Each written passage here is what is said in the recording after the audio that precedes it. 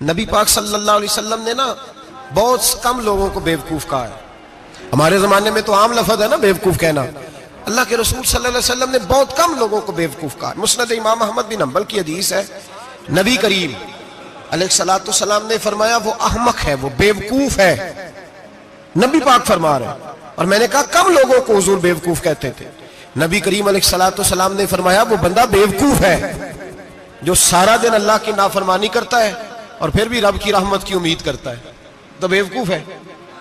सुबह से शाम तक लगा हुआ है, मैंने नहीं अल्लाह माननी, मैंने नहीं तेरी माननी, माज अल्लाह मैंने नहीं माननी। शाम होती है तो कहता है अल्लाह बड़ा मेहरबान है, बख्श देगा। तो बेवकूफ है। तू बता ना क्या मजबूरी थी नमाज ना पढ़ने की? किसने तुझे गन पॉइंट पे कहा था हराम खाने को? और फला आदमी की तूने गीबत की तो तेरा उसमें क्या फायदा था?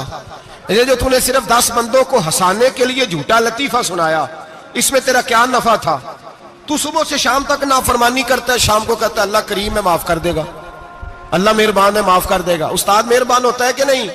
फेल क्यों करता है इम्तिहान में? बोले उस्ताद बाप होता है ना, उसका दिल करता है शागिर्द फेल हो जाए, तो क्यों करता है?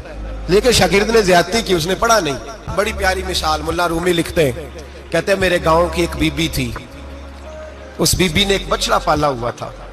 देहातों में ना बूढ़ी माएं बछड़े को पेड़ा देती थी और नाम भी रख लेती थी। किसी ने मिठू नाम रखा होता था, किसी ने कोई नाम।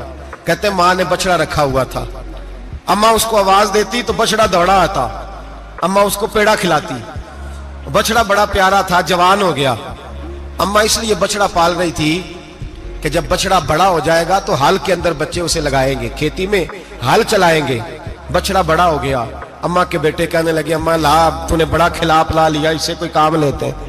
हाल के आगे लगाया तो कहने लगा मैंने तो नहीं चलना।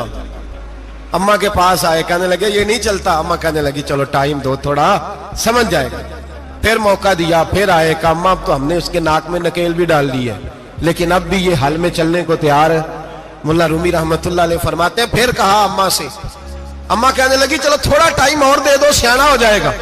थोड़ा टाइम और दिया, डंडे भी मारे, लेकिन वो सियाना होने को तैयार है। अब अम्मा के पास आए तो अम्मा मजबूर हो गई, दिल नहीं करता था। कहने लगी जाओ फिर कसाई के हाथ बेच डालो। वो गया कसाई के पास, उसे काटा गया, उसकी खाल उतारी गई, उसके छोटे छोटे पीस करके खा गए लोग। वो मार हो रही थी। लोगों ने अम्मा से कहा तुझे तो बड़ा प्यारा था, तूने कटवा को दिया। तो अम्मा कहने लगी प्यारा तो बड़ा था पर मानता नहीं था। प्यारा बड़ा था, काश बात मानता, मकसद पूरा करता, तो कभी भी काटा। भाई रब करीम नहीं चाहता बंदा दोजख में जले, अल्लाह की रहमत नहीं चाहती जहन्नम में जले, पर बंदा मानता ही नहीं, ये तैयार ही नहीं होता, ये सोया हुआ है सवेरे। अब रब की रहमत तो नहीं चाहती कि बंदा जहन्नम में जाए, वो तो मेहरबान है, लेकिन रब करीम का कानून का तकाजा ये है कि जो अहकाम पूरे नहीं करेगा उसे फिर दोजख में डाला जाएगा। तो हमारे बुजुर्ग फरमाया करते थे असल बात यह है कि अल्लाह नहीं मुसलमान को दोजख में डालना चाहता, मुसलमान अपनी मर्जी से छलांगे लगा रहे हैं, ये खुद छलांगे लगाता है, ये बाज नहीं आता। आप यकीन करें, तजर्बे की बात अर्ज करता हूं, हमारे बहुत सारे गुनाह ऐसे हैं जिन गुनाहों का हमारी दुनियादारी को भी कोई फायदा नहीं। मेरे हबीब करीम अलैहिस्सलाम ने मुसलमान को कहा है कि तेरा रब तो चाहता है कि बस तू आ जा, वो तुझ पे रहमत नाजिल कर देगा। आना तो शर्त है कि नहीं? आना तो शर्त है कि नहीं?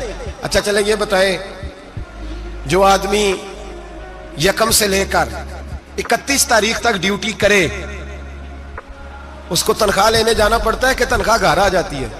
बोल के बताएं। फिर भी जाना पड़ता है, कहे मैंने ड्यूटी पूरी की है, फिर भी जाना पड़ता है। ड्यूटी पूरी करने के बावजूद तुझे तनख्वाह लेने, और हो सकता है कि यह भी कहा जाए अभी आई नहीं कल आना, हो सकता है यह भी कहा जाए परसों आना, यह भी मुमकिन नहीं कि फौरन।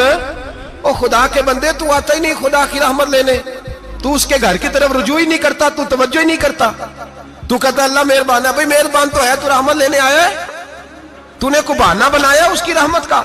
अल्लाह की रहमत कीमत नहीं मांगती, बहाना मांगती है, पर बता ना तेरा को बहाना है कि नहीं। मेरे नबी करीम सैयद आलम सल्लल्लाहु ताला अलैहि वसल्लम ने फरमाया रब कीमत का सवाल और नहीं मांगता। यकीन करें नहीं मांग, बंदे कीमत मांगते हैं।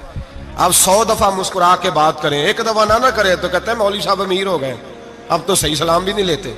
एक दफा हो सकता है बेचारा पेट में दर्द हो रही हो, हो सकता है घर की को बहुत बड़ी टेंशन हो सकता है कोई मजबूरी हो। बंदे हमा वक्त कीमत मांगते हैं, हमा वक्त आप तंदुरुस्त हैं, हर वक्त आप कीमत अदा करते हैं तो लोग राजी हैं। लेकिन रब कहता तू कोई कीमत ना दे, कोई बहाना ही बना ले, तेरा रब तुझसे राजी हो जाएगा।